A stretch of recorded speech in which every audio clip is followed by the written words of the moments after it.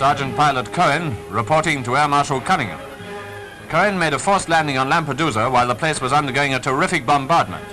An unpleasant experience, even though he did receive the first somewhat unofficial surrender. And now for the occupation of Pantelleria. The Infantry Force approaches the island covered by the guns of warships and by a barrage of bombs. There go some of the aircraft to make one of the last attacks before the final surrender.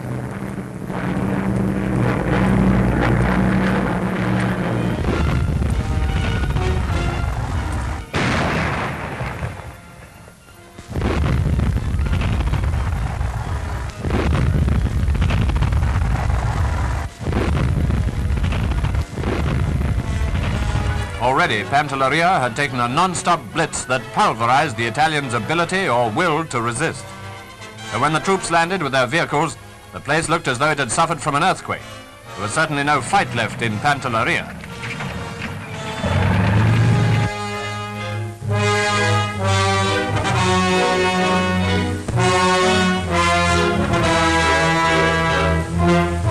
Most of us by now have had enough experience of a blitz to assess the havoc that brought paralysis to the defenders.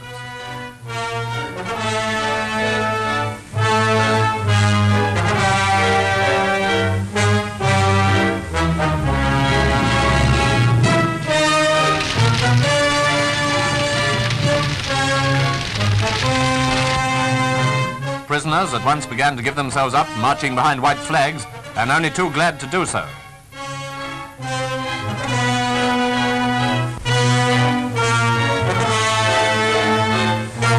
Our troops had plenty to do, such as mopping up among the ruins.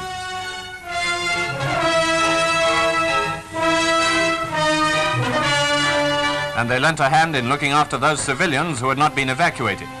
They came from their dugouts looking quite a bit shell-shocked, as well they might.